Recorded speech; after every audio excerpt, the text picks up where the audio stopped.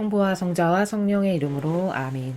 예수님과 어머니 하나 되신 성심을 통해 아버지 신성하신 의지의 나라에서 이 기도를 봉헌드립니다. 사랑하는 하나님 아버지, 새 교회를 열어주시고 그 교회에 살아가기 위한 다양한 기본이 되는 소양의 진리의 세계를 가르쳐 주시는 아버지 사랑에 감사드립니다. 아버지께 속한 소수의 남은 자녀들, 아버지가 주시는 이 말씀만을 믿고 따르며 그것에 근거하여 생활하고, 그리고 정신의 사고방식 안에 있는 악을 모두 이기려고 노력하는 그런 아버지께 속한 남은 자녀들을 하나 되신 성심을 통해 아버지 뜻에 부름드리오니, 이 세상에 교묘하고 유려한 마귀로부터 보호하시고 지켜주시며 그들이 천상 시민이 되는데 부족함이 없는 반향을 드릴 수 있도록 축복하여 주시고, 또 그들 각자에게 필요한 은총으로 축복하여 주시옵소서. 사랑하는 아버지, 대한민국과 미국을 포함한 전 세계 선의 세력을 매 순간 아버지 뜻에 봉헌드립니다. 아버지께서 이미 그 카발의 전체주의 세력과 물리쳐 싸워 이겨주고 계시는 많은 승리의 소식을 저희가 듣고 있습니다. 감사합니다, 아버지. 그러나 아직도 이 대한민국이라는 나라는 종교와 공산주의의 빨갱이 세력이 손잡고 순양과 순염소로서 아버지만이 다스리셔야 할 아버지 백성의 권리를 모두 도둑질하고 갈취하여 왕처럼 살아가며 나라를 파괴시키고 있습니다. 이 모든 마귀 세력을 지금보다 더 빨리 완전히 패망케 하시고 파멸케 하셔서 이제 아버지만이 마땅히 다스리셔야 될 그 모든 권리를 회복하시며, 아버지 어서 오시어 친히 다스려 주시옵소서. 저희가 이토록 열망하며 기다리고 있사오니 어서 오시옵소서. 이 모든 기도 우리 주 예수 그리스도의 이름으로 기도드리나이다. 아멘. 성부와 성자와 성령의 이름으로 아멘. 안녕하십니까. 하나님의 뜻 성계 피아수녀입니다. 오늘은 하나님 아버지께서 과연 사랑하시는 자녀들에게 어떤 나라에 대해서 말씀하실지 여러분들과 함께 학습해 보도록 하겠습니다. 2023년 2월 16일 대중을 위한 메시지. 저 모리는 또다시 하느님 아버지의 성심이라고 알게 된 큰 불꽃을 봅니다. 하느님 아버지께서 말씀하십니다. 나는 모든 백성과 모든 민족을 나의 부성적 성심 안으로 부르기 위해 이 세대에게 또다시 말하고 있다. 지금 이 시대는 너희 스스로 사탄의 거짓말들 가운데서 진리를 가려내기에는 너희 믿음에 대한 위험들이 수도 없이 많다. 나의 아들이 교만한 자들을 흩어버리고 나의 아들을 사랑하는 이들을 한데 모으며 재림하기까지 시간이 얼마 남지 않았다. 나는 너희에게 거룩한 사랑 안에서 말하고 있다. 거룩한 사랑의 보호가 곧 너희의 구원이다.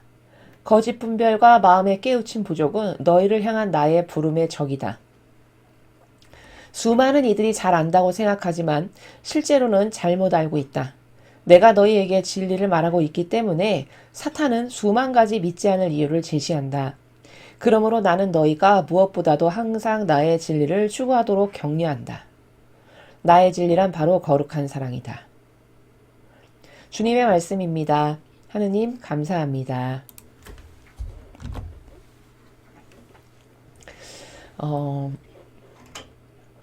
오늘 아버지께서 말씀하시는 이 전체 메시지 내용에서 가장 핵심이 되는 키포인트는 여기 노란색 형광펜으로 제가 칠해놓은 문장 보이시죠? 나의 진리란 바로 거룩한 사랑이다. 이 부분입니다. 자, 그러면 진리라는 단어도 우리가 많이 배워서 이제 알고 있고, 거룩한 사랑도 뭔지 알고 있죠. 잠깐 복습을 하면 진리라는 것은 참된 진실과 사실이다. 이렇게 지금까지 배웠습니다. 그렇기 때문에 이 지구상의 유물론적인, 인간적인, 그리고 눈에 보이는 것 가운데는 참된 진실과 사실이 존재하지 않으므로 진리라는 것은 곧 천상의 나라에만 있는, 그리고 곧 그 진리가 하느님 아버지시요. 왜? 참된 분은 아버지 한 분뿐이시니까요. 하느님 아버지시요 천상의 나라다, 이렇게 말씀드릴 수 있죠. 자, 바로 그런 진리가 바로 거룩한 사랑이다, 이렇게 말씀하십니다. 그럼 거룩한 사랑이라는 건 뭐냐면, 우리가 지금까지 배운 걸 복습해보면 거룩한 사랑? 그건 하느님 아버지께서 가지고 계시는 사랑의 나라인데, 다시 말해 그 거룩한 사랑은 십계명을 지키는 거고, 십계명이라는 것은 전체가 사랑인데 그 사랑을 두 가지의 관점으로 세분할 수 있다라고 말씀드렸죠. 그래서 두 가지는 먼저 하나는 하느님 아버지에 대한 사랑, 전부로 사랑하는 거, 그 다음에 이웃에 대한 사랑. 나를 사랑하는 것은 거기 없다. 배제시킨다. 이게 거룩한 사랑이죠. 이렇게 지금까지 배웠는데 오늘은 요 내 진리란, 나의 진리란 바로 거룩한 사랑이다라고 표현하신 요 거룩한 사랑의 나라가 곧 천상의 나라고 신적인 질서고 그러한 것이거든요. 그럼 그 신적인 질서요 천상의 나라가 구체적으로 어떻게 구성되어 있는지를 오늘은 조금 더 상세하게 학습을 하도록 하겠습니다. 자, 이 그림 보이시죠? 제가 예전에도 이 그림으로 설명을 좀 했습니다만 이 그림이 점점 조금씩 내용이 업그레이드 되고 있으니까 옛날하고는 똑같지가 않거든요. 계속 더 많은 것을 깨닫고 발견할수록 이 천상의 질서에 대한 업그레이드가 계속 되는 것이죠. 그러니까 여러분이 설명을 할 때마다 그때그때마다 집중해서 보셔야만 이 현 시대에 주시는 메시지도 올바르게 이해하실 수 있습니다. 그리고 이제 요 근래 들어서 강의가 급격히 조금 어려워졌다라고 여러분이 느끼실 수 있는데요. 그것은 왜 그러하냐면 아버지께서 이제 과거 본 적 없는 새 에덴 동산을 여기에 다시 회복시키는 그 작업을 이미 시작하셨거든요. 그렇기 때문에 이전에 우리가 따르던 질서는 인간적 질서인데 그 인간적 질서하고는 완벽하게 다른, 현격하게 다른, 그러니까 급이 다른 새로운 질서의 체계를 알아야 우리가 그 나라에서 살아가기에 합당한 내가 되려면 나는 지금 뭐가 달라져야 되고 어디가 잘못됐구나 알 수 있죠. 그래야 고칠 수도 있고 달라질 수도 있죠. 그래서 이전하고는 들어본 적도 없는 새로운 질서에 대해서 계속 설명을 하기 때문에 여러분이 좀 생소하실 수 있어요. 그렇다고 해서 전혀 이해를 못하는 아주 어려운 그런 것이 아니니까요. 전혀 걱정하시지 마시고요. 제가 오늘 요 그림 이거는 이제 보편적 여러분의 천상의 나라에 대한 그 기본이 되는 개념을 설명하기 위해서 이 그림을 먼저 설명을 하고 요거 뒤에 또 다른 그림이 하나 또 있습니다. 그러니까 주의를 기울여서 그림을 보면서 설명을 드려야지만 이해를 더 잘 하실 수 있으시거든요. 그러니까 제가 여기 이렇게 빨간색 볼 포인터 보이시죠? 여기 움직이는 요 볼 포인터로 지칭을 하면서 설명을 할 테니까 요 볼 포인터를 잘 이렇게 눈으로 따라오시면서 설명을 들으시면 되겠습니다. 제목부터 보면은 천상 나라의 보편적 질서예요. 그러면 더 쉽게 이야기하면 뭐냐면 천상의 나라가 이런 질서로 구성되어 있다라는 거예요. 그림이 이렇게 동그랗게 구성되어 있다라는 것이 아니라 다양한 계층이 이렇게 존재한다는 겁니다. 핵심이 되는 키포인트가 뭔지를 먼저 말씀을 드리는 거예요. 이렇게 다양한 계층이 구성되어 있다라는 것이고요. 그 다음에 천상 나라의 질서는 질서인데 여기 보편적이라는 것을 왜 붙였냐? 항상 예외적인 조항은 언제나 존재하죠. 어디에서나. 그렇기 때문에 예외적인 케이스 이런 것은 여기 안 맞잖아요. 이런 것을 혹시 여러분이 이의 제기를 하실 수 있을 것 같아서 보편적으로 어떤 평균치 보편적인 평균치의 질서가 이러합니다. 라고 여러분이 이해하셔야 오류가 없기 때문에 보편적 질서다 이렇게 표현한 겁니다. 자, 그러면 이 바깥의 바깥의 원부터 안의 동심원에 이르기까지 다양한 계층의 나라가 천상에 존재한다는 건데요. 이 바깥에서 안으로 가면 갈수록 어떤 거냐면 하느님 아버지와 완전히 용해된 차원이 요 가장 작은 동그라미 핵심이 되는 정수, 여기 살아가는 자녀들이 완전히 용해된 차원의 자녀들이에요. 근데 반향이 하느님 아버지와 하나 된 정도의 반향이 떨어진다. 그러면 떨어지면 떨어질수록 이렇게 점점 변방으로 밀려나게 되는 요런 계층으로 천상의 나라는 구성돼 있다. 이렇게 말씀드릴 수 있습니다. 그래서 제가 왜 예전에 천상의 질서는 사랑의 질서입니다. 제가 이렇게 말씀드렸죠. 성경에 어디서 확인할 수 있냐? 너희는 그의 말을 들어라. 이는 내가 사랑하는 아들, 내 마음에 드는 아들이니. 예수님께서 요르단강에서 세례 받으실 때 하늘에서 올려왔던 아버지의 말씀이 이 사람은 메시아요 그리스도니까 그 사람의 말을 들어라. 이렇게 안 하시고 증언을 어떻게 하셨냐면 이는 내가 사랑하는 아들, 내 마음에 드는 아들이니. 이렇게 말씀하셨어요. 그게 아버지가 숨겨놓으신 천상의 질서를 거기서 캐치할 수 있는 거거든요. 그러니까 뭐냐, 이 세상은 직분이 높으면 높다라고 하죠. 근데 천상은 안 그래요. 천상은 누가 하느님을 더 많이 사랑해서 완전히 하나 됐냐? 완전히 하나 될 만큼 사랑한 사람이 제일 높아요. 제일 높다는 건 하느님 가장 가까운 나라에서 가족관계로 살아간다는 뜻이에요. 그게 제일 높다라고, 이 세상에서 우리가 유물론적인 단어로 표현한다면 제일 높다가 천상에서는 아버지하고 아주 가깝게 가족관계로서 살아간다가 제일 높답니다. 근데 예수님이 그런 분이시잖아요. 근데 그런 분을 증언하실 때를 보니까 내 마음에 드는 아들, 내가 사랑하는 아들, 요렇게 표현을 하시더라는 거죠. 고로 천상의 나라의 질서는 사랑의 질서구나. 사랑의 질서라는 것은 이 세상처럼 병든 사랑이 아니라 완전히 사랑하기 때문에 내 것을 다 버리고 저 사람하고 하나 되기를 내가 자발적으로 원하고 갈망해서 하나 되는 그런 사람이 이 작은 동심원의 아버지가 살아가시는 나라에 가장 가까이서 살아갈 수 있는 사람이고, 그 질이 떨어지면 떨어질수록 점점 이렇게 변방으로 밀려나는 요 시스템이 천상나라의 질서다. 이렇게 이제 전반적으로 베이스를 여러분에게 설명을 드린 겁니다. 그러면 이제 시대 하나하나마다 알아보죠. 가장 바깥쪽에 있는 요 원은 천지창조의 시대예요. 아버지께서 성경의 창세기 1장 1절 태초에 말씀이 계셨는데 빛이 생겨라 하니까 빛이 생기고, 이런 천지창조의 그 시대가 가장 바깥의 원입니다. 자, 그래서 이 천지창조 시대 7일 동안 이 온 우주 만물 만드시고 아담과 하와도 만드셨어요. 자, 그런데 그 아담과 하와가 자식도 낳기 전에 죄부터 저질렀어요. 바로 하와가 하지 말라고 하는, 아버지께서 다 여기 있는 거 다 너가 노려도 되는데 저거 하나만 따지 말아라, 이렇게 말씀하셨는데 그 말씀을 어겼죠. 즉 어긴 이유가 아버지 뜻 안에서 안 살고 내 자아가 원하는 것을 따름으로써 사탄의 종이 되어 사탄 말을 들었잖아요. 뱀의 말을. 그래서 그때 그 에덴 동산에 악이 훅 들어온 거죠.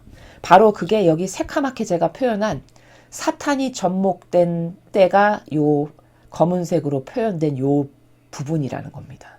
그게 하와가 지은 죄 때문에 사탄이 접목됐던 그때를 말하는 것이죠. 그래서 이제 그들이 비참하게 에덴 동산에서 모든 것을 다 아버지가 가지고 계신 것을 공유하면서 살 수 있었는데 이제 그 에덴 동산에서 못 살게 됐잖아요. 그래서 쫓겨났죠. 그때부터 인류의 역사가 시작되는 그것을 우리는 성경에서 구약이다 이렇게 이야기하죠. 그래서 그 사탄이 접목된 때부터 요 연두색은 뭐냐면은 예수님이 오신 때를 표현한 거거든요. 예수님이 오셔서 생명이 다시 인류에게 시작됐잖아요. 그래서 연두색으로 표현한 건데, 그 예수님이 오시기 직전, 하와가 죄지어서 사탄이 접목된 때부터 예수님 오시기 전까지의 이 시대를 성경에서 우리는 구약 시대다 이렇게 부르고 있죠. 그 다음에 이제 예수님이 인류를 보니까 너무 비참해. 쟤네들은 저렇게 이제 죄악의 나락으로 떨어져서 다시는 구원될 기회가 없어. 그러니 어떻게 될까? 쟤들이 지은 죄를 누군가는 대신 고통으로 배상과 보석으로 갚아야 다시 원상태로 구원될 수 있는 기회가 내 자녀들에게 주어질 텐데 내가 자원해서 희생해야겠다 해서 예수님이 이 세상에 오셨잖아요. 탄생하셨잖아요. 그게 요 초록색 띠로 표현한 부분이에요. 그래서 예수님이 탄생하신 겁니다. 근데 예수님 탄생은 인류에게 어떤 의미가 있냐면 새롭게 다시 구원될 수 있는 희망, 생명으로 다시 돌아갈 수 있는 희망이 생겼죠. 그래서 생명이 접목된 거다라고 쓴 거예요. 요 회색은 하와의 잘못된 자아를 자기 뜻을 따름으로써 사탄이 접목됐다면, 여기 초록색은 예수님이 그것을 다시 되돌리시려고 오심으로써 인류에게 기회가 생긴, 다시 구원될 수 있는, 돌아갈 수 있는 기회가 생긴 생명이 접목됐다 이렇게 보는 것이죠. 자, 그래서 이제 예수님이 오셨어요. 그래서 예수님이 오셨을 때부터 그 다음 여기는 루이사 피카레타에 의해서 아버지께서 하느님의 뜻이라는 것이 무엇인가를 이제 세상에 공식적으로 공표하시기까지의 그 사이의 기간, 요 사이의 기간을 우리는 신약의 시대다 이렇게 이야기한다는 것이죠. 그리고 요 신약의 시대는 특징이 뭐냐면 예수님이 오셔서 그분의 인성으로 많은 이들을 만나고 아버지 뜻을 전하고 복음을 선포하시고 병자를 고쳐주시고 요런 예수님의 그 활동을 통해서 예수님의 인성의 축복이 있었던 시대다 이렇게 말씀드릴 수 있다는 거죠. 자, 그런데 요 시대의 특징이 뭐냐면 요때는 인간이 자기의 뜻을 가지고 살아갈 수밖에 없었던 시대죠. 왜냐? 여기 하와가 자기의 뜻이라는 사탄을 접목시켰으니까 그 인간의 뜻을 가지고 살아가던 시대였단 말이죠. 물론 예수님이 오셔서 생명이 접목되긴 하였으나 그것은 구원될 수 있는 기회를 누구에게나 동등하게 준 것이지 이때 예수님이 오셔서 아버지의 뜻은 이런 거다. 아버지의 뜻은 생명이고 그래서 네 뜻을 다 되돌려서 아버지 뜻을 네 뜻으로 받아들여야 너는 구원된다. 이렇게까지는 말씀을 안 하신 거거든요. 그건 왜냐하면 그 시대의 한계 때문에 그때는 아직 하나님의 뜻을 공식적으로 세상에 오픈해서 알려주시기에는 시대적 한계가 그것을 이해하지 못하기 때문에 거기까지는 하지 않으신 거예요. 그래서 요 지금 신약시대라고 표현된 요 부분은 예수님의 인성의 축복이 있었던 시대였고 그러나 여기서는 연옥을 필연적으로 갈 수밖에 없었던 시대다. 라는 겁니다. 왜? 다 자기 뜻을 가지고 살아가니까. 하와가 자기 뜻을 따름으로써 죄인이 됐죠. 그러니까 죄악의 근원은 뭐냐면 자기 뜻이에요. 하느님의 뜻을 버리고 내 뜻을 따르고 산 게 죄악의 근원입니다. 그러면 그 내 뜻을 버리고 다시 하느님의 뜻이 제 뜻입니다 해야 내가 그때서야 다시 에덴 동산, 즉 구원될 수 있겠죠. 그래야 타당하고 합당하잖아요. 그렇기 때문에 내 뜻을 계속 가지고 살면 그 가지고 산 분량만큼 연옥에 가서 그걸 갚아야 돼요. 닦아내야 된단 말이죠. 그래야만 그 내 뜻으로 지은 죄를 다 닦아내야만 천상에 갈 수 있는 거거든요. 그래서 요 신약 시대, 인성의 축복을 주셨던 시대는 연옥을 필연적으로 갈 수밖에 없었던 시대다. 이렇게 이야기할 수 있다는 거죠. 자, 그런데 그러면 아니 여기 구약 시대나 여기 신약 시대도 훌륭하게 살았던 뭐 에녹도 있고 뭐 모세도 있고 아브라함도 있고 이런 훌륭한 사람도 많은데 다 그럼 연옥이 필연이란 말이냐? 요런 오해를 여러분이 하실까봐 제가 보편적 질서다 이렇게 쓴 거예요. 제가 아까 서두에 말했죠. 예외적인 케이스는 어디에나 있다. 그 시대도 반영을 잘했으면 바로 천상에 갈 수도 있는 이런 예외적인 케이스는 어디에나 있다. 그렇기 때문에 지금 우리가 말하는 이 질서라는 것은 보통의 평균적인 사람, 어떤 하느님에게 특별히 선택을 받아서 예언자나 선견자로서 활동했던 어떤 사명이 주어져서 그 사명 가운데 아버지 뜻을 행했던 이런 사람들은 특별 케이스에 해당하는 거고 성경에 이제 주로 그런 사람이 등장하는 거죠. 그러니까 그런 특별 케이스 말고 보통의 평범한 사람들, 그 사람들을 기준으로 봤을 때의 천상의 질서가 이러하다라는 겁니다. 그래서 제가 여기 보편적이라고 쓴 겁니다. 자, 그래서 요 시대는 보통의 우리와 같이 이런 보통의 사람들이 하느님의 뜻을 알 수 없었던 아직 아버지의 뜻이 공식적으로 공표되기 이전 그 시대이기 때문에 그 자기 뜻을 가지고 다 살았어요. 그래서 그 자기 뜻을 닦아야만 천상에 들어갈 수 있기 때문에 연옥을 필연적으로 갈 수밖에 없는 시대다 이렇게 말할 수 있다는 겁니다. 자, 그 다음에 이제 요 동그라미 안에서 두 번째 바로 요 동그라미가 뭐냐? 루이사 피카에타를 통해서 하느님 아버지께서 여러분이 보시는 천상의 책 있죠. 그 천상의 책을 통해서 공식적으로 세상에 하느님의 뜻이 이런 것이다. 내 뜻과 네가 지난날 하와가 자기 뜻을 따름으로써 저질렀던 죄악을 다시 내가 천상에 가기 위해서 이 내 뜻을 완전히 버리고 아버지 뜻이 제 뜻입니다. 그 잃어버렸던 에덴 동산을 다시 회복하기 위해서는 내 뜻을 버리고 하느님 뜻을 따라야 되는구나 라는 것을 사람들이 이제 인식할 수 있게 된 시초가 언제냐? 그 천상의 책이 나온 바로 지금으로부터 한 100여 년 전 그때가 바로 요 두 번째 동그라미예요. 이해되시죠? 그래서 요 두 번째 동그라미에 해당하는 자기 뜻을 버리고 하느님 뜻이 제 뜻입니다 해서 아버지 뜻만을 따르고 살아가는 자녀들이 가는 나라가 여긴데 여기가 바로 뜻의 자녀다 이렇게 얘기하는 겁니다. 하느님 뜻의 자녀. 그리고 생명의 뜻 시대다. 왜 생명의 뜻이라고 말하냐? 이때부터 요 두 번째 동그라미부터 생명의 시대인데, 왜 생명의 시대냐면 그 하나님의 뜻은 뭐든지 다 생명이거든요. 아버지 뜻에는 다 생명만 있어요.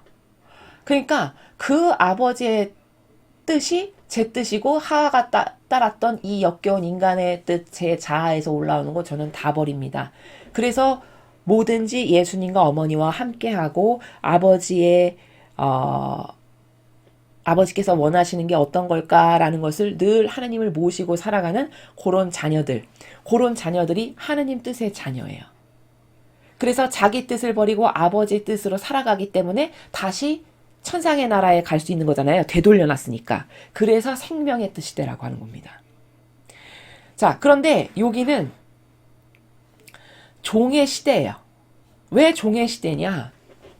그것은 요 가장 핵심이 되는 요 동심원의 의지의 자녀하고 조금 비교가 돼서 이해를 하면 쉬우신데, 요 가장 핵심이 되는 동심원이 있죠. 여기는 하느님의 의지가 제 의지입니다. 이렇게 받아들인 자녀들이 가는 나라예요. 예를 들면 대표적인 주자가 예수님과 성모님이세요. 이 의지의 자녀는 어떤 사람들이냐면, 예수님을 뵈니까 예수님이 내 자녀들이 이렇게 다 지금 죽어가게 생겼는데 네가 한번 가서 해볼래? 이렇게 하나님께서 안 하시고, 계시록을 보니까 제가 있지 않습니까? 저를 보내주십시오. 이렇게 자원을 하세요.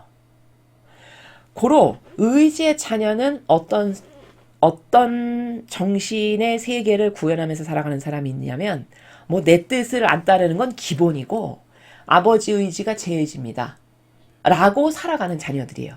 그래서 아버지가 뭘 원하시지? 지금 요런 게 필요하구나. 마치 아버지 나라의 살림을 내가 하는 거죠. 주인의식을 갖고. 그래서 예수님을 보면 그 구원하는 거 제가 할 테니까 저를 보내주세요. 자발적으로 자원하여 자유의지로 청원하셨어요. 그래서 이 세상에 오신 것이지 하느님께서 너가 가서 구원자를 좀 해라 이렇게 하신 거 아니거든요. 그런 게 바로 의지의 자녀가 하는 일들이에요. 성모님도 보면은 의지의 자녀세요. 누가 3살 때 성전에 자기가 자원해서 들어가신 거지 누가 시켜서 네가 가서 성전에 좀 봉헌하는 삶을 살아라 이렇게 하신 게 아니거든요. 자신이 자원하셨어요. 난 성전에 이렇게 봉헌을 해서 내 삶을 하느님 아버지께 봉헌 드리는 삶을 살고 싶습니다. 이렇게 해서 자원하셔서 성전에도 가셨고, 한평생을 그 그리스도가 어서 빨리 오시기만을 갈망하시는 그 피앗의 정신으로 모든 걸 완성하셨고, 그래서 그리스도의 어머니까지 되셨고, 이렇게 그 삶을 보면 자발적 자유의지가 하나님을 사랑하여 그 아버지의 일이 내 일이다 라고 해서 주인의식을 가지고 알아서 찾아서 하는 자녀, 그 사람들이 의지의 자녀예요. 그렇기 때문에 이 의지의 자녀는 완전히 하나님 의지에 용해된 차원. 그렇기 때문에 아버지가 뭐든지 다 그들에게 맡기시면 돼요. 왜? 맡기면 그 하느님이 원하시는 것이 무엇이고 세상에 아버지가 어떤 창조를 원하시는지를 알아서 주도적으로 다 할 테니까.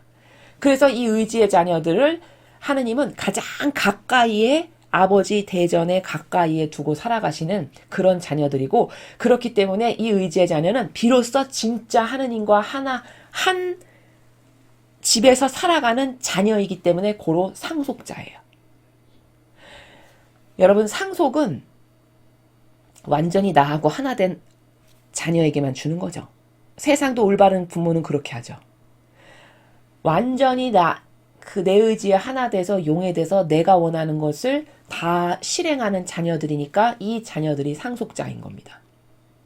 근데 반면에 그 바로 하나 아래 단계 요 뜻의 자녀는 제가 좀 전에 설명드렸지만 하느님 뜻이 제 뜻입니다 라고 해서 살아가지만, 이렇게 뭔가를 주도적으로 내 일이라고 해서 알아서 찾아서 그래서 막 창조도 일으키고 하나님이 원하시는 것을 내가 뭔가를 건설하기도 하고, 이런 것은 하지 않는, 아직 하지 못하는, 그저 아버지가 무엇을 말씀하시면 예 이렇게 순종으로 응답해서 순종할 줄 아는 그 자녀들이 가는 나라가 여기 두 번째 동그라미 차원의 나라고, 그들을 하느님 뜻의 자녀다 이렇게 이야기하는 거예요. 그래서 그들은 여기는 상속자지만 그들은 순종하는 자녀들이기 때문에 종의 자녀, 종의 시대다 이렇게 이야기하는 거죠. 자, 그 다음에 여기 화살표 보이시죠? 100에서 0. 이거는 뭘 뜻하는 거냐면 아까 제가 서두에 설명을 했습니다만 이 변방에서 중심이 되는 핵심부로 들어오면 들어올수록 반향의 질이 더 고도화되고 더 고결해지고 더 아름다워지는 그런 차원의 나라다라고 설명했죠. 그래서 여기 지금 요 동그라미가 사탄이 접목됐고 그래서 사탄이 접목해가지고 완전 죄인이 됐잖아요. 그래서 비참하게 살아가던 그 구약시대의 인류가 드디어 예수님이 탄생하심으로써 다시 구원될 수 있는 희망을 갖게 된, 즉 생명이 접목됨으로써 인류에게 희망이 갖게 된 때가 요 때라는 거죠. 그렇죠? 그래서 요 때부터 다시 인류가 하나님께 똑바로 된 반향을 스타트할 수 있었던 점이 요 예수님이 생명으로 접목하셔서 탄생하신 요 전부터 다시 인류가 아버지께 반향이라는 것을 할 수 있게 됐다라고 해서 여기까지는 0이지만 여기서부터 1이 시작돼서 반향을 점점 고결하고 아름답게 예수님과 성모님을 닮은 정신으로 할 수 있어. 그러면 100의 반향을 할 수 있는 사람이 가는 나라가 여기 가운데 나라. 그들이 바로 의지의 자녀. 의지의 자녀의 샘플을 보려면 예수님과 성모님이 어떻게 사셨나를 보면 돼요. 시켜서 하신 거 아무것도 없어요, 두 분은.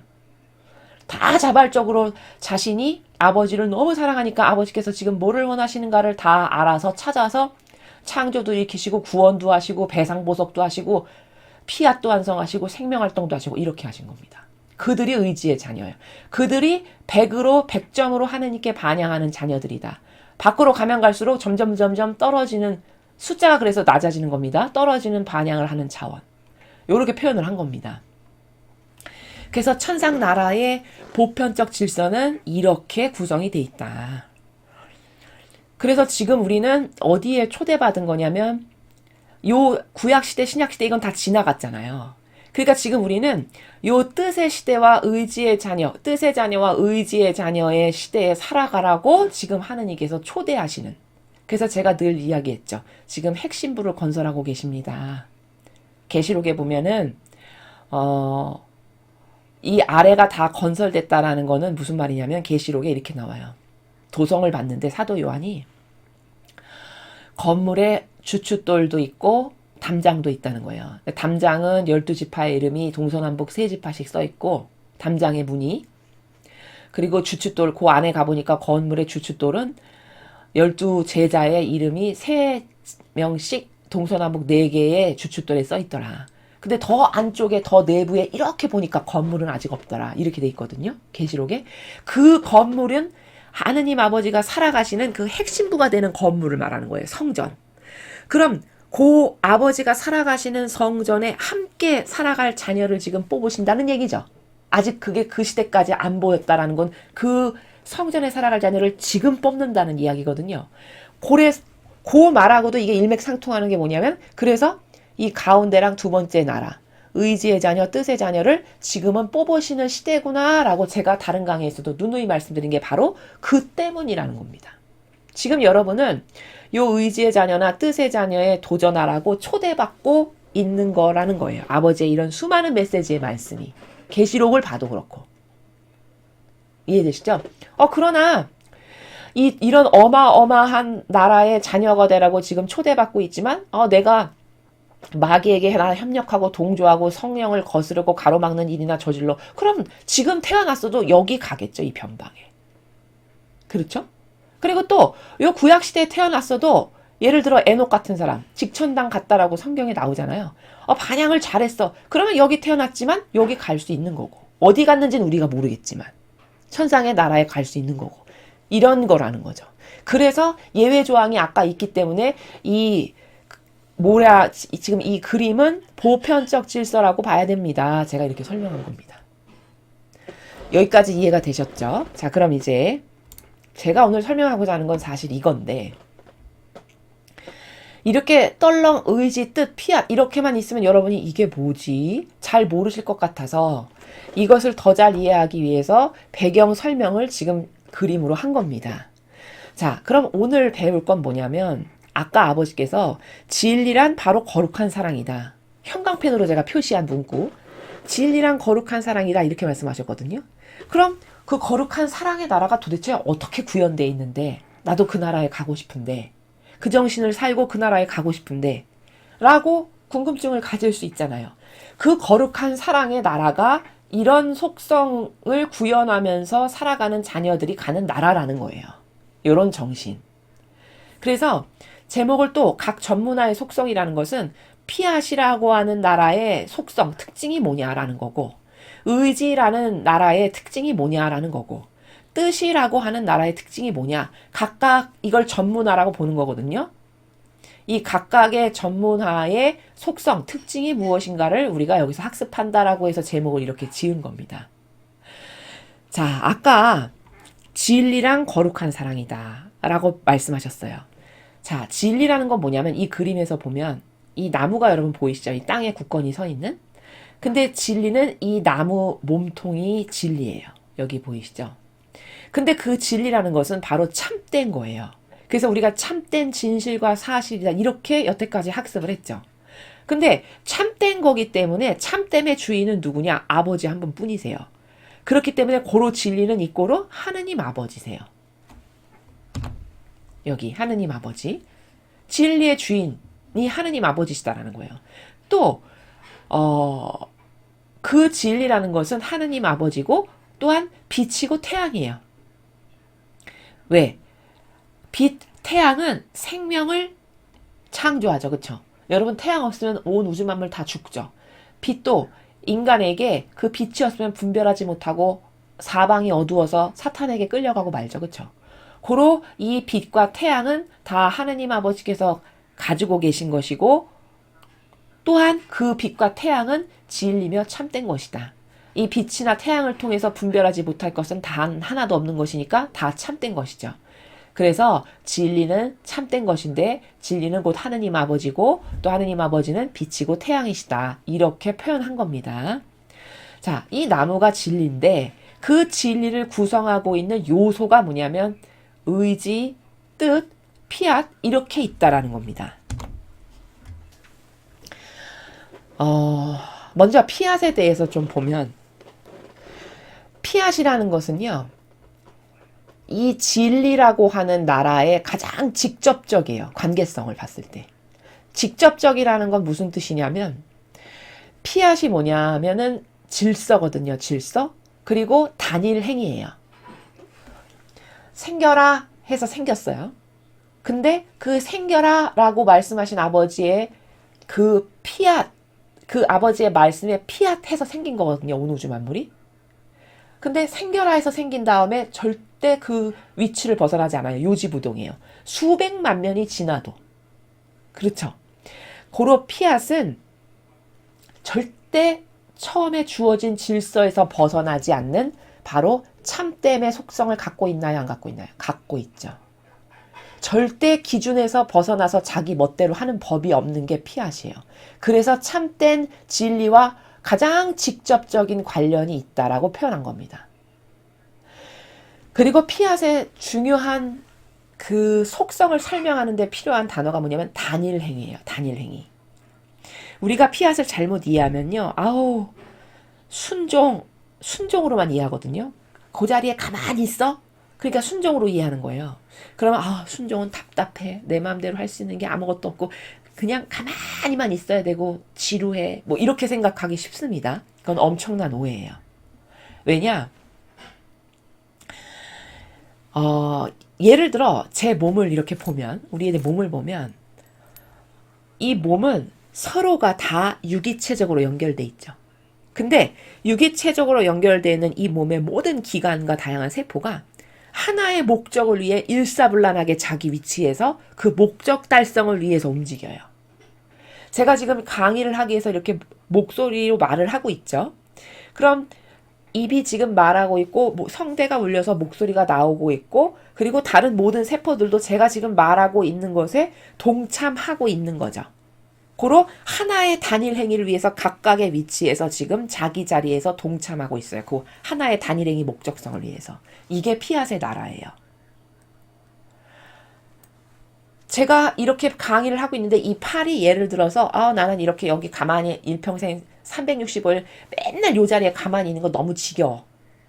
난 좀 새로운 것이 필요해 해서 팔을 쑥 뽑아서 자기 멋대로 막 이렇게 뒤틀리고 막 나간다. 이런 거 절대 하지 않죠. 그쵸?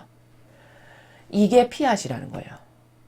그럼 얘가 그 뒤틀려서 나간다라고 해서 답답하다고 여기냐? 절대 그렇지 않아요. 이 전체 목적에 참여하고 있다라는 것에 대해서 얘가 자긍심을 여기는 그런 나라예요. 피앗은.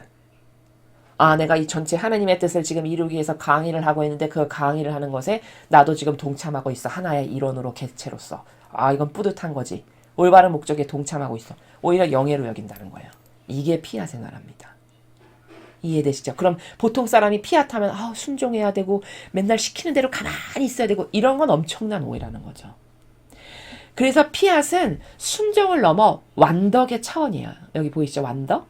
그래서 성모님이 피앗을 통해서 절정의 정점을 찍으신 분이에요. 완덕의 어머니잖아요.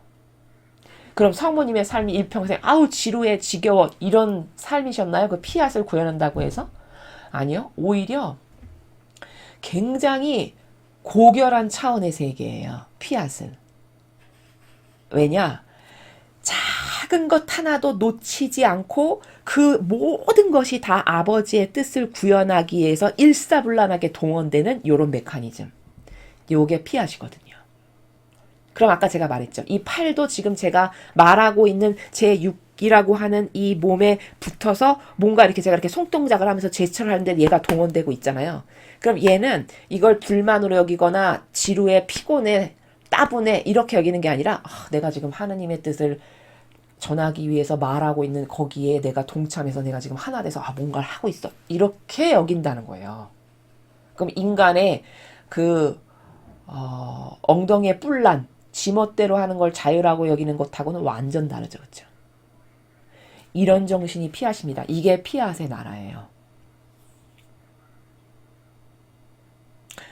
그러니까 이런 거죠. 인간은 지금 피앗을 그렇게 이상하게 오해하고 있는데 이런 거예요. 또 다른 관점으로 설명하면 내가 이 집에서 살고 있는데 예를 들어서 방이 여기 거실이 있다고 해보죠. 근데 피앗으로 가지런하게 정돈이 된 사고방식은 거실에서는 밥만 먹고 TV만 본다. 그리고 대소변을 볼 때는 화장실을 간다. 이게 각각의 피앗의 질서로 이렇게 가지런하게 된 사람이 살아가는 나라거든요. 근데 인간은 지금 어떤 꼴로 살아가고 있는 거냐면요.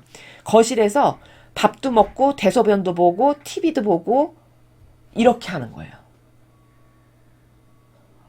상상만 해도 지저분하고 더러우시죠. 피앗이 없는 게 무질서가 바로 이렇게 살아가는 겁니다. 너무너무 이상하시죠? 우리가 그런 꼴이라는 거예요. 더럽게 거기서 온통 대소변 다 보고 거기서 밥도 먹고 또 누워서 TV도 봤다가 거기서 뭔가 취미 활동도 하고 이런 것을 한 공간에서 다 한다고 생각해 보시죠. 그게 피앗이 없는 거고요. 그게 무질서한 거예요. 인간만 그렇게 살고 있어요. 실제. 사고방식이 그러하고 온 우주 만물은 다 그렇게 밥은 거실에서만 먹고 화장실은 가서는 대소변은 꼭 화장실에서만 보여도 이렇게 다 질서정연하게 있는데 그럼 엄청 이상한 거죠. 바로 그게 피앗의 나라라는 겁니다.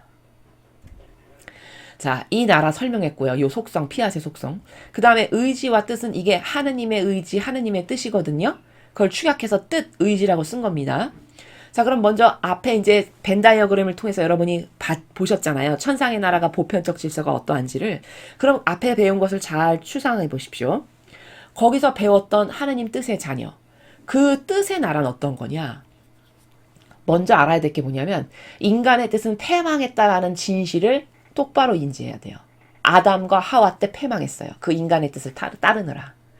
영원무토록 하나님이 만드신 모든 것을 공유하면서 잘 살 수 있었는데 행복하고 평화롭게 그걸 내가 내 뜻을 따름으로써 죄인의 나락으로 한없이 비참한 나락으로 추락한 거예요. 그래서 인간의 뜻은 패망이에요. 그렇죠? 그럼 이 인간의 뜻을 패망인데 인간은 예수님 오시기 전에는 다시 살아날 기회조차 없었고 그 다음에 100년 전에 본격적으로 하나님 아버지께서 하나님의 뜻이 그 나라가 뜻의 나라가 무엇인지를 공표하시기 전까지는 알지도 못했어요. 전하는 사람이 없으니까. 왜?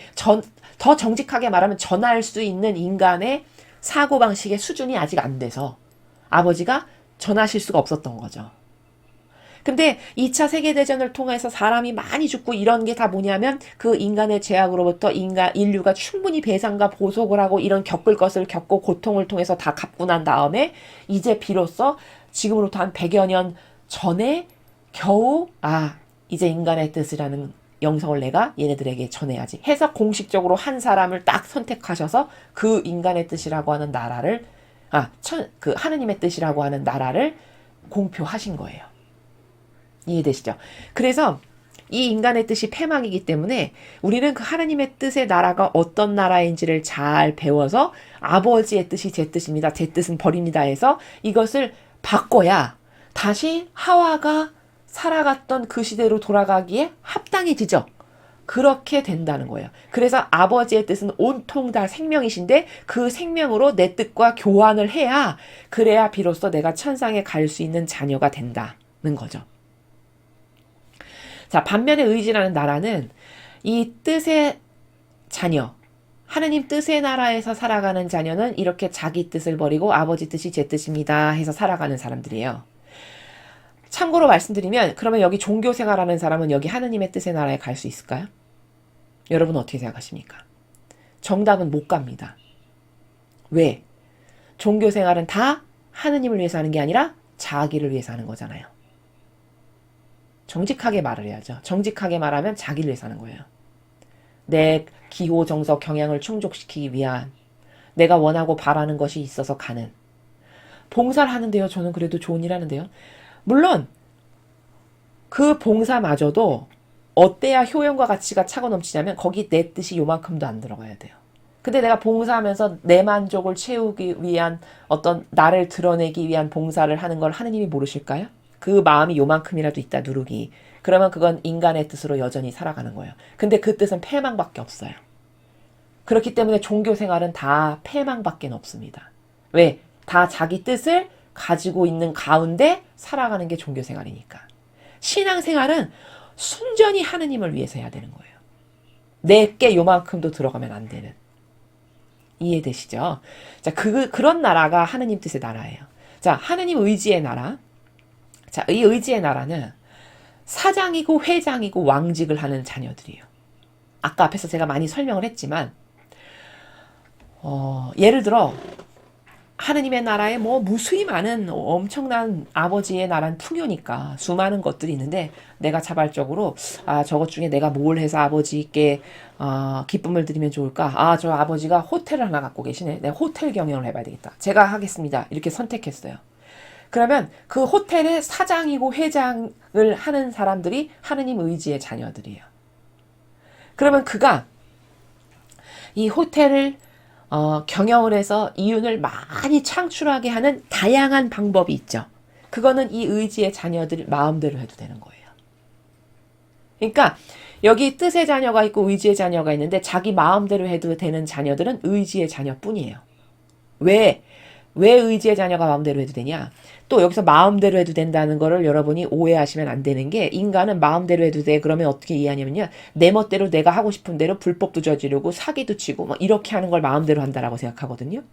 근데 이 의지의 자녀가 마음대로 하는 차원은 그게 아니라 하느님의 의지가 내 의지니까 아버지가 지금 어떤 게 갈급하게 여기시고 어떤 걸 부족하게 여기시고 저걸 하면 아버지께 기뻐하시겠는데 저걸 내가 한번 이번에 해보자 해서 도전해서 그걸 제가 한번 경영해 보겠습니다. 이렇게 해서 사장이 됐어. 그러면 5성급 호텔의 사장이 됐으면 그 사장이 호텔을 경영하는 방법은 엄청 많이 있을 거 아니겠어요? 프로세스나 그런 게. 그거 내 마음대로 해도 된다는 거예요. 수익 창출을 어떻게 하든 그건 내 마음이라는 거죠. 이해되시죠? 근데 여기서 왜 의지의 자녀가 마음대로 해도 되냐? 아버지랑 완전히 용해된 자녀니까. 이런 거죠. 세상으로 말하면. 자녀가 10명 있어. 근데 그 중에 한 명이 아주 애가 똑똑한 데다가 부모에게 너무 충직해서 완전히 내 의지랑 하나 됐어. 그럼 내가 걔한테 재산 다 맡길까요? 안 맡길까요? 다 맡기죠. 그럼 알아서 그 자식이 경영하고 관리하는 거예요. 그렇지 않습니까? 그럼 그 자식이 경영하고 관리하는 그 기법에 있어서는 자기 마음대로 해도 되죠. 그렇죠? 이런 차원을 말하는 겁니다. 자, 그런데 여기 하나의 의지에서 다양한 뜻이 필요한 것은 무슨 말이냐면 모든 뜻은 다 하나의 의지에서 다양한 뜻이 나온 거거든요. 그건 무슨 말이냐면 어떤 밭이 있어. 그러면 그 밭에 뭐 국화꽃도 심을 수 있고 진달래도 심을 수 있고 뭐 백합도 심을 수 있고 장미도 심을 수 있고 이렇게 다양한 꽃을 심을 수 있죠. 그 다양한 꽃이 바로 다양한 뜻이에요. 이해되십니까? 그러나 그 밭이라고 하는 그 밭을 잘 경영해야 된다라고 하는 하나의 의지가 있었다면 그 의지에서 다양한 뜻이 파생되어 나올 수 있는데 그 다양한 뜻이라는 것은 이런 꽃도 심을 수 있고 뭐 배추도 심을 수 있고 뭣도 심을 수 있고 이런 게 다양한 뜻이라는 겁니다. 이해되시죠? 그래서 하나의 의지에서 다양한 뜻이 파생되어 나간 거다라는 겁니다. 이 의지와 뜻의 서로의 상관관계를 지금 제가 설명하는 겁니다. 그 다음에 의지의 자녀는 경영하는 사람이에요. 그래서 제가 호텔을 경영한다라고 표현했죠. 경영하면 당연히 생산도 하고 창조도 일으키는 거예요. 즉 아버지의 사업을 내가 경영해서 다양한 생산이나 창조를 일으키는 거죠. 예를 들면 지금 저희 사명이 하느님의 이 뜻을 이루기 위해서 이런 복음을 전하기도 하고 아버지의 뜻을 전하기도 하고 또 어떤 사람이 저희를 필요로 해서 예배를 하고 싶다라고 하면 또 거기 가서 예배도 드려드리고 또 예수님의 고통의 삶을 이제 예수님의 인성을 대신해 드림으로써 예수님과 어머니와 함께 배상과 보속에 고행과 극기도 하고 이렇게 저희가 알아서 자발적으로 생산과 다양한 창조를 하죠. 이게 의지의 자녀들이라는 거예요. 이해되십니까? 그 다음에 뜻이라는 것은 이렇게 의지의 자녀가 뭔가 경영을 해서 아버지 사업을 점점 늘려나가고 더 많은 사람이 깨닫게 하고 그래서 창조가 일어나게 하고 이런 일을 하면 뜻의 자녀는 예를 들어 호텔에서 내가 경영을 하는 사장이잖아요. 그럼 뜻의 자녀는 거기 와서 그 호텔의 다양한 시스템이나 위락시설을 누리는 사람들 있죠. 거기 오는 사람들. 그 사람들이 뜻의 자녀들이에요. 그래서 여기 생활이라고 쓴 거예요. 생활의 측면, 일상생활의 다양한 측면에서 평화 가운데 아버지가 주시는 거룩한 사랑 가운데 살아가는 생활을 하는 사람들, 그들이 뜻의 자녀입니다. 그 다음에 의지의 자녀는 이렇게 경영을 하고 생산하고 창조하다 보니까 적극적 투자를 하는 사람들이죠. 그렇죠? 그러니까 어떤 영혼이 저 영혼을 이렇게 고쳐주면은 하나님께 올바른 반영을 할 수 있을 것 같아. 그러면 그 영혼에게 투자하는 거죠. 어떻게? 친절하게 다가가서 진리도 가르쳐주고 그 영혼이 반영을 잘해. 그러면 더 깊은 차원의 나라까지 이끌어주고 그 영혼이 원하면은 예배도 드려주고 어디 아픔 치유도 해주고 기타 등등 이렇게 투자를 한다는 거죠. 이 의지의 자녀들이. 그러면 그 뜻의 자녀들은 이 경영자며 회장이며 왕직을 수행하는 의지의 자녀들이 생산하고 창조하고 투자하는 것을 여기서는 수확하는 차원의 개념이에요. 이 뜻의 자녀들을 통해서 수확하는. 그 다음에 이 의지의 자녀들은 순결의 차원의 나라에서 고결의 차원으로 업그레이드 되는 나라다라는 건 뭐냐면은 경영을 하다 보면은 초반에 어떤 경영의 노하우가 별로 없을 때, 그쵸? 그 없을 때는 아무래도 경영하는 데 있어서 여러 가지 부족함이 생길 수 있죠. 근데 그런 경영과 창조와 생산을 자꾸 하다 보면 이게 어떻게 될까요? 그 경영하는 마인드나 기법도 자꾸 디테일해지겠죠. 그쵸? 그리고 되게, 섬세해지고 더 날카로워지겠죠? 바로 그런 차원을 지금 4번에서 설명하는 겁니다. 처음엔 순결의 나라에서 이 의지의 자녀의 일을 수행했다가 점점 정신세계가 고결의 차원으로 업그레이드되는 그런 자녀들의 나라다. 다시 말해 경영 처음 하는 사람이야. 초창기 회장이야. 부임했어. 그러면 초기 영업 실적이 처음 해보기 때문에 잘 안 나올 수 있어요. 그럼 거기서 어떤 부족함이 뭔지를 깨닫고 발견해서 거기서 리뉴얼할 건 리뉴얼하고 새롭게 창조해야 될 건 창조하고 잘못된 건 없애버리고 이런 식으로 자꾸 다듬어질까요? 안 다듬어질까요? 다듬어지죠. 그러면 순결했던 정신에서부터 더 다듬어지고 업그레이드가 되면 고결의 차원에 이르기까지 이렇게 가는 이런 정신세계를 살아가는 나라가 의지의 자녀라는 겁니다. 그 다음에 이제 뜻의 자녀는 이들이 이렇게 점점 더 고결하고 섬세해지고 더 날카롭고 예리한 차원으로 업그레이드가 된다면 여기 뜻의 나라에서 살아가는 자녀들은 일상생활을 하면서 사고방식과 정신으로 실적 활동, 신적 활동을 하는 나라. 신적 활동을 통해서 예수님과 어머니와 함께 살고 어떤 것을 봤을 때 저건 아버지가 싫어하시겠다, 모욕드리겠다, 그럼 제가 대신 배상보속합니다. 묵주기도 일단 얼른 보는 즉시 해서 배상보속하고 요런 신적 활동을 하는 그런 나라에서 살아가는 자녀들이 뜻의 자녀라는 것이죠. 그 다음에 마지막 빨간색으로 쓴 걸 보면 의지의 차원의 나라라는 것은 아버지 의지가 제 의지입니다. 그 의지에 저는 완전히 용해됐습니다. 라고 하는 용해의 차원이에요. 반면에 뜻의 자녀라는 것은 아버지가 이것을 했으면 좋겠다라고 말씀하시면 예 하고 그 아버지의 뜻에 순종하는 차원의 나라. 이렇게 설명할 수 있습니다. 각각의 속성의 특징을 제가 지금 설명한 겁니다. 그래서 정리를 하면 이 피앗과 진리가 밀접한 관계다. 왜 밀접한 관계냐? 피앗은 제가 앞에서 설명드렸죠. 진리의 가장 직접적인데 왜 직접적이냐면 질서에서 절대 벗어나지 않은 그 참됨과 발음으로 한번 만들어 놨으면 계속 있기 때문에 그 진리라고 하는 참됨과 발음하고 굉장히 밀접한 관계다. 피앗은. 질서 정연한. 그리고 단일 행위를 위하여 이 모든 것이 공존하고 유기체적 관계를 맺는 요런 나라가 피앗이라고 제가 설명했죠. 요 두 개의 속성은 밀접한 관계를 그래서 갖고 있는 거고 그 다음에 의지와 뜻이 또한 밀접한 관계인데 이 두 개는 왜 밀접한 관계냐면 의지가 아버지가 경영하시는 어떤 것을 내가 자원하여 자발적으로 아버지 이거 제가 해보겠습니다. 마치 예수님이 구원하러 제가 가겠습니다 하는 것처럼 이렇게 해서 선택해서 그것을 자기가 주도적으로 알아서 주인의식을 갖고 아버지가 이런 걸 원하실 거야 해서 하는 그런 사장이라면 뜻은 마치 호텔을 경영하는 사장이면 뜻은 거기 와서 그 숙박시설과 다양한 거기 어떤 놀이공간이나 쉴 수 있는 것들을 이용하는 이용객들이 뜻의 자녀예요. 그러니까 사장과 그것을 이용하는 이용객의 사이니까 또한 그런 관점에서 밀접한 관계에 놓여 있다라는 것이죠. 이해되시죠? 그 다음에 자 마지막으로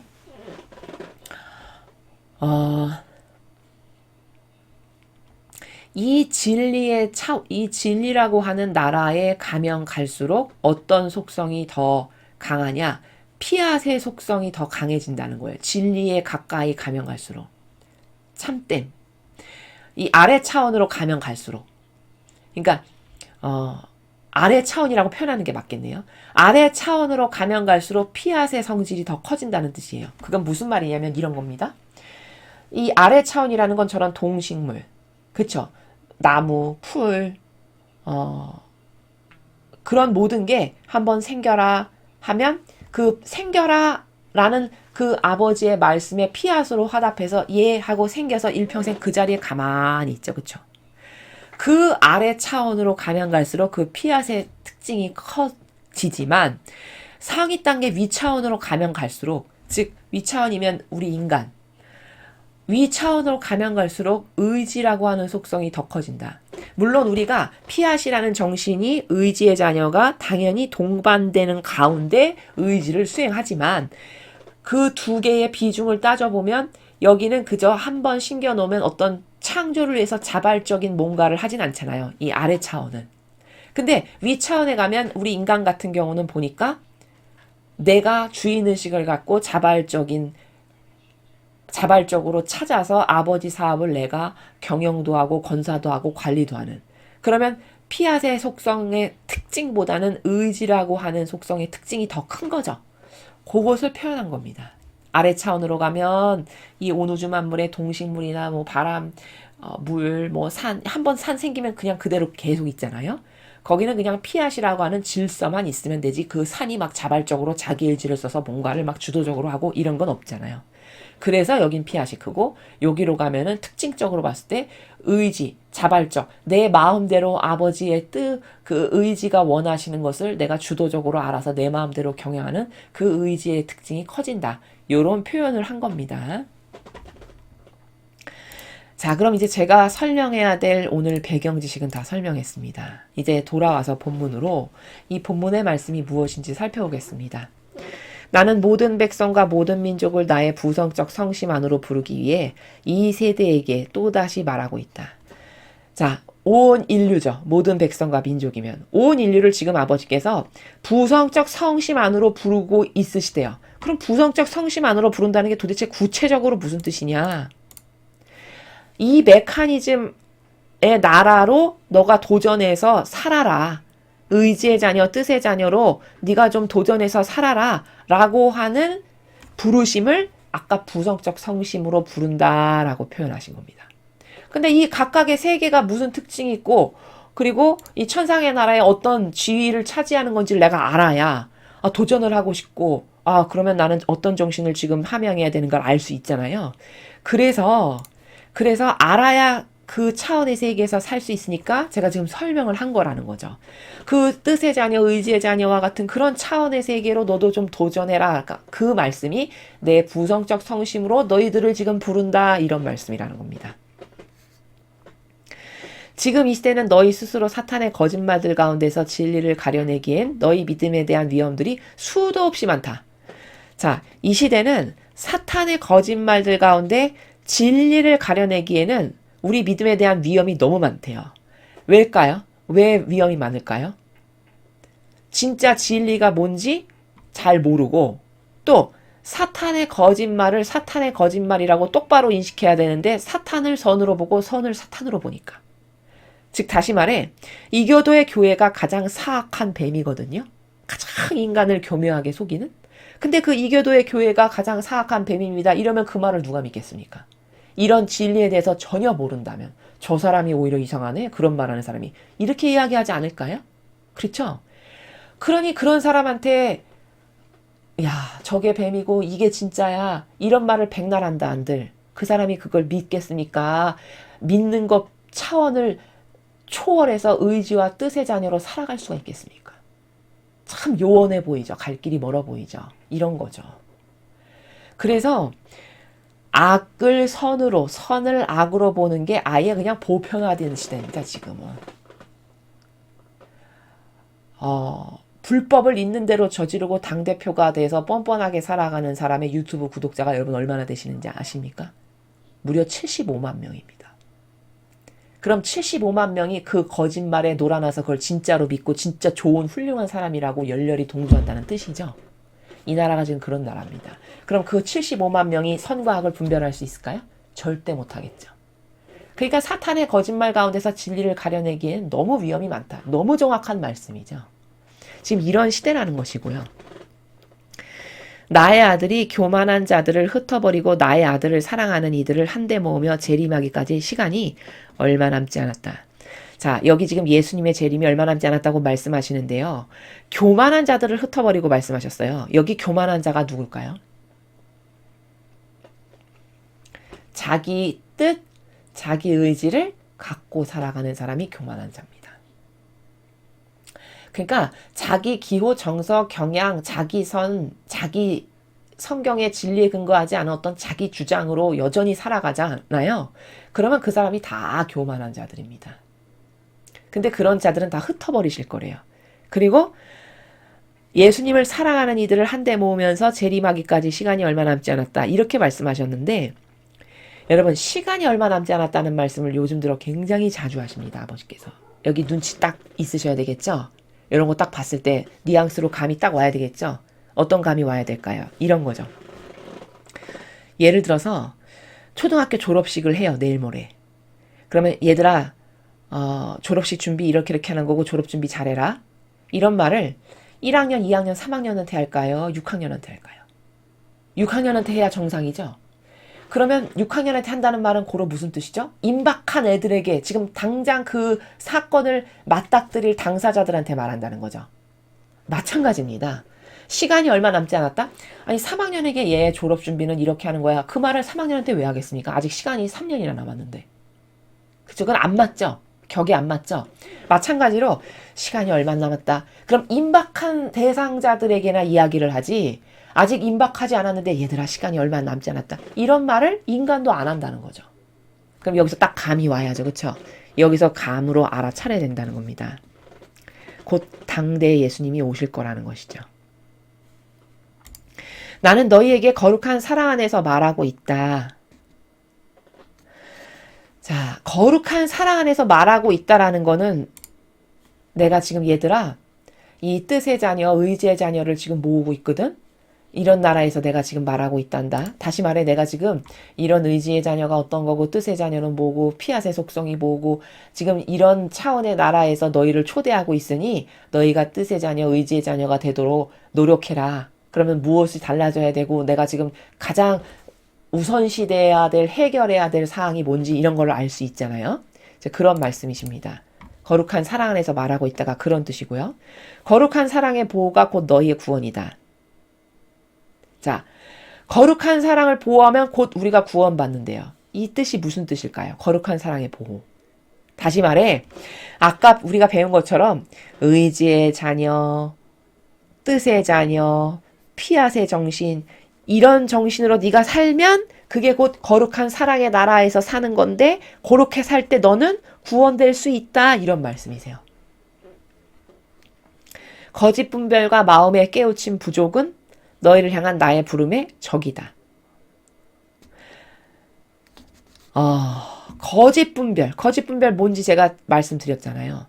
이 교도의 교회가 가장 사악하고 교묘하고 유려한 사람을 속이는 악인데 그걸 악이라고 누가 볼 수 있냐. 오히려 그걸 악이라고 하면 너가 더 이상한 악인데 이렇게 공격당할 시대라고 제가 지금 말씀드렸잖아요. 그렇죠? 그러면 그런 사람에게 분별을 가르쳐 준다 한들 받아들일까요? 받아들이지 않겠죠. 그렇죠? 그러니까 사실은요.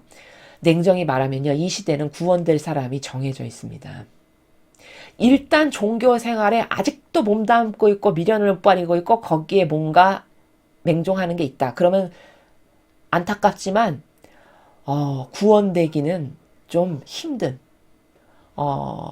연옥은 갈 수 있겠으나 그렇죠? 물론 뭐 연옥도 천상에 갈 수 있는 하나의 연장선상이라고 본다라는 관점도 있기는 하지만요. 직천당 갈 수 있는 연옥 거치지 않고 바로 구원될 수 있기에는 종교생활은 절대 그렇게 될 수는 없습니다. 반드시 신앙생활로 전환이 되지 않고는 사고방식을 완전히 고치지 않고는 그건 불가능해요. 자기가 좋아지는 게 일단 있다. 뭔가 내 뜻으로 살아가는 게 있다. 이러면 절대 뜻의 자녀는 못 됩니다. 이해되시죠? 자, 이렇게 거짓 분별 그리고 마음의 깨우침 부족. 깨우침 부족은 이런 나라가 실제적으로 존재하는데 이런 것에 대해서 막연하고 경각심을 잘 못 갖고 내가 여기에 가기 위해서 도전해야 되겠다. 이런 것에 대한 어떤 의식이 희박해. 갈망이 희박해. 이러면 깨우침 부족이죠. 그렇죠?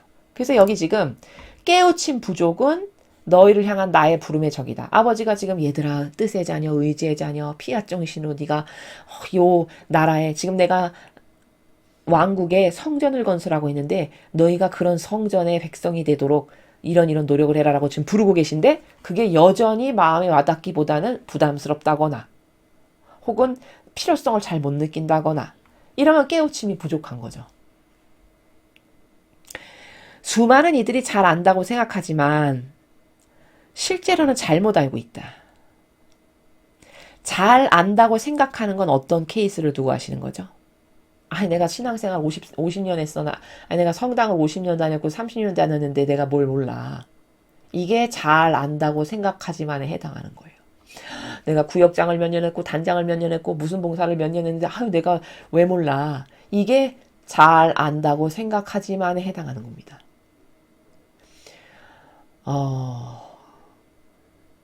나는 분별할 수 있어. 내가 그래도 성경을 6번 읽었는데 여러분 성경 6번 읽으면 진리가 뭔지 알까요? 여러분 히브리어 알면 진리 잘 알까요? 그것하고는 별개의 문제입니다. 진리의 빛은요. 은총이 있을 때만 알 수 있어요. 하나님이 그 은총을 주셔야만. 아니 그렇게 해서 진리가 깨쳐질 거라면 이스라엘 백성들은 진리 다 알았게요. 예수님도 만났고 그 당시에 고매하신 율법학자 바리사이님들도 많이 알았는데 근데 그들이 진리 알았나요? 진리 알았으면 예수님을 배척하지 않았겠죠. 그렇죠. 그런 것하고 전혀 상관이 없는 겁니다. 그래서 진리를 잘한다고 생각하지만 실제로는 잘못 알고 있다. 사실은 진리를 모른다 이런 말씀이죠. 내가 너희에게 진리를 말하고 있기 때문에 사탄은 수만 가지 믿지 않을 이유를 제시한다. 진리를 말하고 있기 때문에 사탄이 오히려 너에게 수만 가지 이유를 댄다는 건 무슨 말이냐면 빛이 센데 어둠도 세죠. 여러분 그 이야기 아시죠? 세상에서도요. 이 세상 마귀보다 더 마귀가 가장 많이 들끓는 데가 어딜까요? 교회. 그렇죠? 그러니까 빛이 있는 곳에 어둠이 있고 성령 하느님께서 무엇인가 역사하시려고 하는 곳에 마귀가 오기 마련이에요. 그걸 못하게 해야 되니까. 지금 아버지도 진리를 내가 너희들에게 이렇게 계속 전하면서 아주 핵심이 되고 정수가 되는 중요한 것들만을 이 시대에 어떤 나라로 지금 초대받고 있는지를 내가 너희들에게 말하고 있기 때문에 그만큼 마귀도 많이 너희를 혼돈에 빠뜨리고 혼란에 빠뜨리고 야 저건 가짜야 이상해 믿지 않을 이유를 수만 가지 자아가 살아있으면 내 선, 내 뜻, 내 기호, 내 기준이 살아있으면 그 기준에서 얼마나 수만 가지 이유를 되겠습니까? 그렇죠?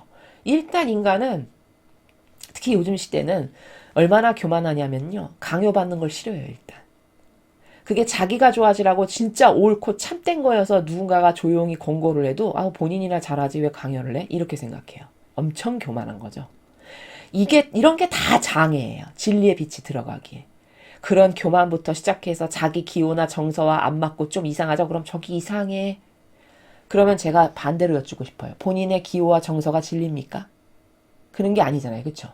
근데 그 본인의 기호와 정서가 진리가 아니고 오히려 마귀거든요.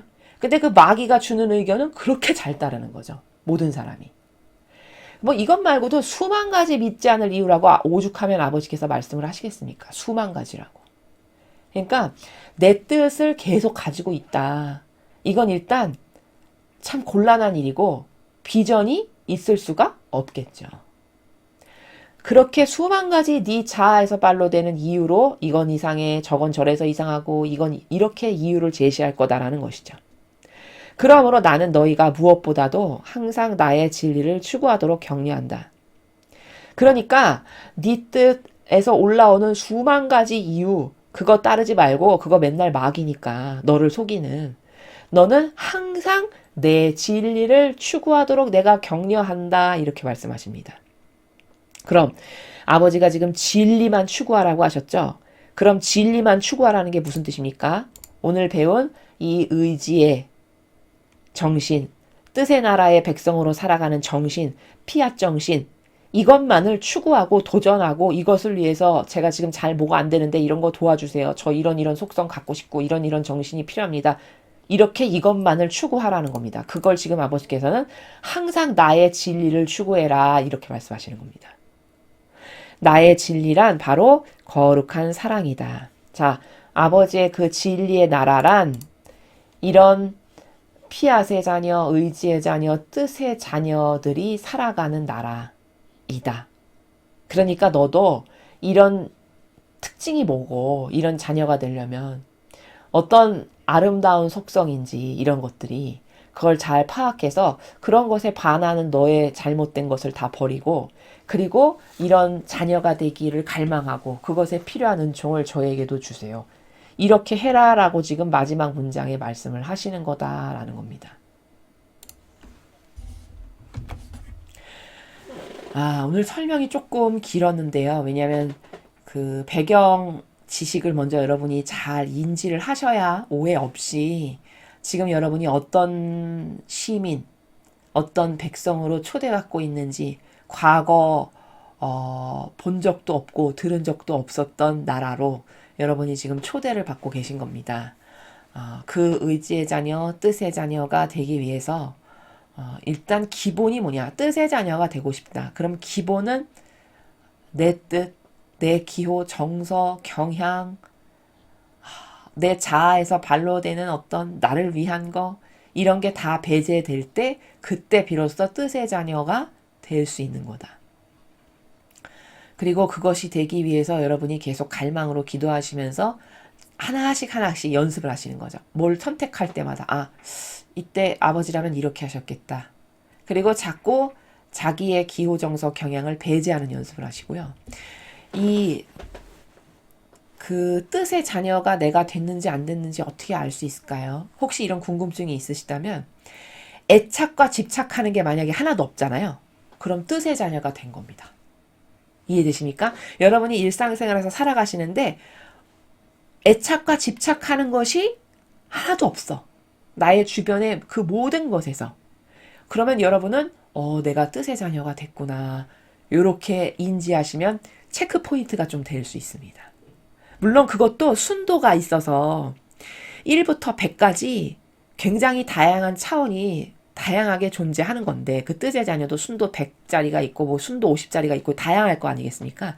그렇게 다양하게 존재하는 거지만 불구하고 내가 어떤 것에 목을 메고 애착하고 집착하고 하는 것이 없다면 여러분은 내가 뜻의 자녀가 지금 많이 되어 있구나라는 것을 아실 수 있다는 거죠.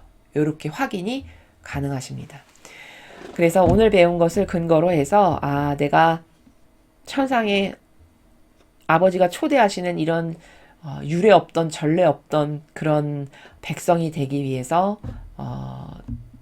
지금까지 내 뜻으로 살았던 그 모든 것을 다 버리는 일에 더 적극적이고 더 열심히 하셔서 많은 분들이 이 아버지의 뜻의 나라에 또 의지의 나라의 자녀들이 되실 수 있었으면 좋겠습니다. 이상으로 2023년 2월 16일 대중을 위한 메시지 해설을 마치겠습니다. 감사합니다.